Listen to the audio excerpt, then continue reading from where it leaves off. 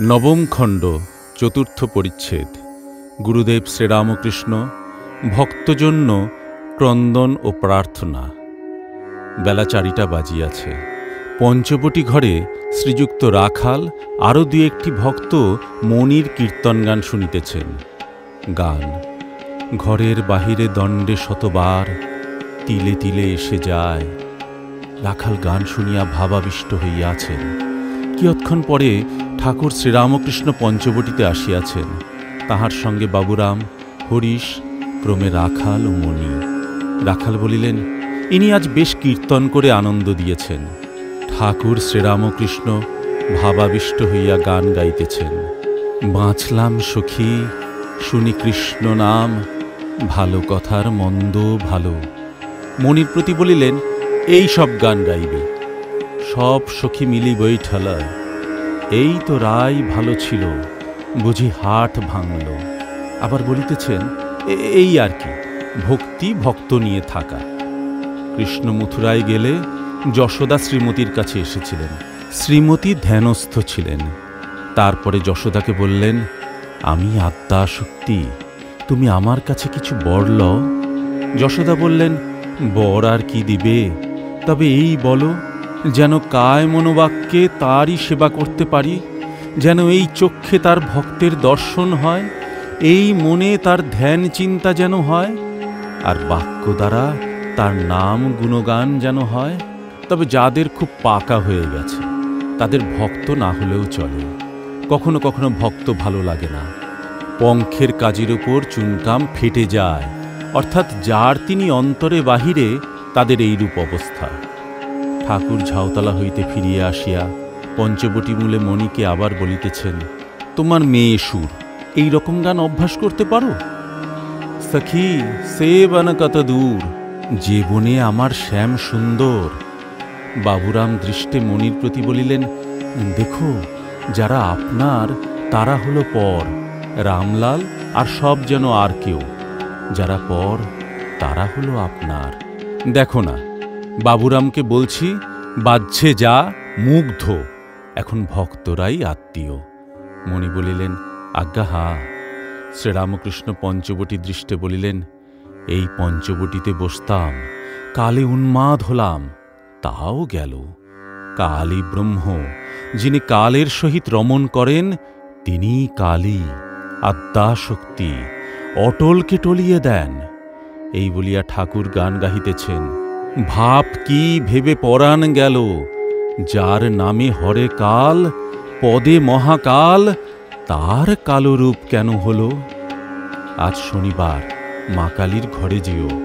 বকুলতলার নিকট আসিয়া ঠাকুর মণিকে বলিতেছেন, চিদাত্মা আর চিৎশক্তি। চিদাত্মা পুরুষ, চিৎশক্তি প্রকৃতি। চিদাত্মা শ্রীকৃষ্ণ, চিৎশক্তি শ্রীরাধা। ভক্ত এই চিৎশক্তির এক একটি রূপ। অন্যান্য ভক্তেরা সখীভাব বা দাসভাবে থাকবে, এই মূল কথা।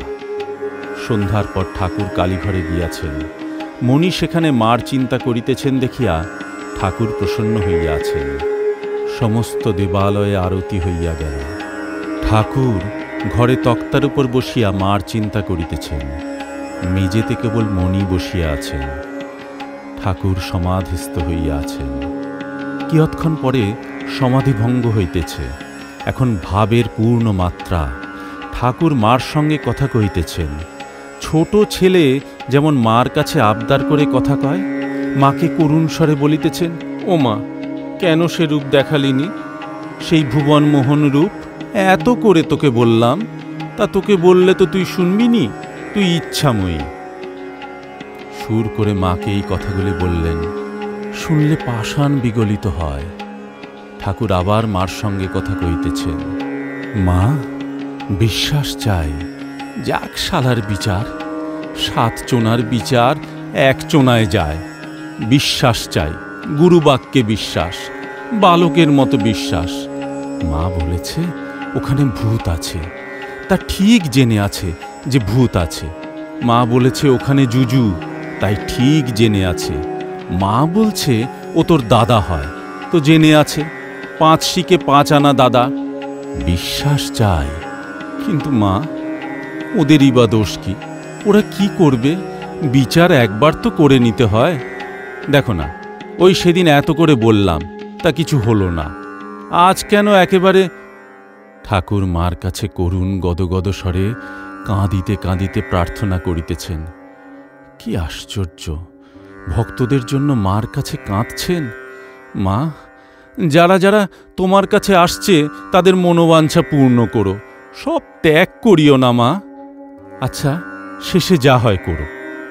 মা, সংসারে যদি রাখো তো এক একবার দেখা দিস, না হলে কেমন করে থাকবে? এক একবার দেখা না দিলে উৎসাহ হবে কেমন করে মা? তারপর শেষে যা হয় করো। ঠাকুর এখনো ভাবাবিষ্ট। সেই অবস্থায় হঠাৎ মণিকে বলিতেছেন, দেখো, তুমি যা বিচার করেছ অনেক হয়েছে, আর না। বলো, আর করবে না? মণি করজোরে বলিতেছেন, আজ্ঞা না। শ্রীরামকৃষ্ণ বলিলেন, অনেক হয়েছে। তুমি প্রথম আসতে মাত্র তোমায় তো আমি বলেছিলাম, তোমার ঘর, আমি তো সব জানি। মণি কৃতাঞ্জলি হইয়া বলিতেছেন, আজ্ঞা হাঁ। শ্রীরামকৃষ্ণ বলিলেন, তোমার ঘর? তুমি কে? তোমার অন্তর বাহির, তোমার আগেকার কথা, তোমার পরে কি হবে, এসব তো আমি জানি। মণি করজোরে বলিলেন, আজ্ঞা হাঁ। শ্রীরামকৃষ্ণ বলিলেন, ছেলে হয়েছে শুনে বকেছিলাম, এখন গিয়ে বাড়িতে থাকো, তাদের জানিও যেন তুমি তাদের আপনার। ভিতরে জানবে তুমিও তাদের আপনার নও, তারাও তোমার আপনার নয়। মণি চুপ করিয়া আছেন। ঠাকুর আবার কথা কহিতেছেন। শ্রীরামকৃষ্ণ বলিলেন, আর বাপের সঙ্গে প্রীত করো। এখন উঠতে শিখে তুমি বাপকে অষ্টাঙ্গে প্রণাম করতে পারবে না? মণি করজোরে বলিলেন, আজ্ঞা হাঁ। শ্রীরামকৃষ্ণ, তোমায় আর কি বলবো? তুমি তো সব জানো, সব তো বুঝছ। মণি চুপ করিয়া আছেন। ঠাকুর বলিলেন, সব তো বুঝছ? মণি বলিলেন, আজ্ঞা একটু একটু বুঝছি। শ্রীরামকৃষ্ণ বলিলেন, অনেকটা তো বুঝছ। রাখাল যে এখানে আছে, ওর বাপ সন্তুষ্ট আছে। মণি হাত জোর করিয়া চুপ করিয়া আছেন। শ্রীরামকৃষ্ণ আবার বলিতেছেন, তুমি যা ভাবছ তাও হয়ে যাবে। ঠাকুর এইবার প্রকৃতিস্থ হইয়াছেন। ঘরে রাখাল রামলাল। রামলালকে গান গাহিতে কহিতেছেন। রামলাল গান গাহিতেছেন। গান, সমর আলো করে কার কামিনী, কে রণে নাচিছে বামা নিরোদ বরণী, শোনিত সায়রে যেন ভাসিছে নবনলিনী। শ্রীরামকৃষ্ণ বলিলেন, মা আর জননী, যিনি জগৎরূপে আছেন, সর্বব্যাপী হয়ে তিনি মা। জননী, যিনি জন্মস্থান। আমি মা বলতে বলতে সমাধিস্থ হতুম, মা বলতে বলতে যেন জগতের ঈশ্বরীকে টেনে আনতুম। যেমন জেলেরা জাল ফেলে তারপর অনেকক্ষণ পরে জাল গুটোতে থাকে, বড় বড় মাছ সব পড়েছে।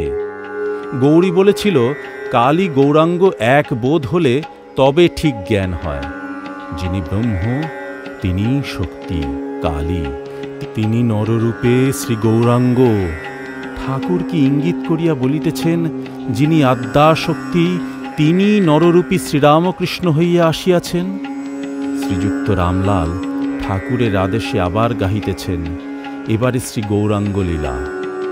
গান, কি দেখিলাম রে কেশব ভারতীর কুটিরে, অপরূপ জ্যোতি শ্রী গৌরাঙ্গ মূরতি, দুনয়নে প্রেম বহে শতধারে, গৌর প্রেমের ঢেউ লেগেছে গায়ে।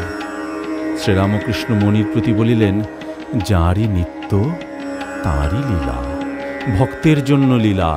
তাকে নবরূপে দেখতে পেলে তবে তো ভক্তেরা ভালোবাসতে পারবে, তবেই ভাই ভগিনী বাপ মা সন্তানের মতো স্নেহ করতে পারবে। তিনি ভক্তের ভালোবাসার জন্য ছোটটি হয়ে লীলা করতে আসেন।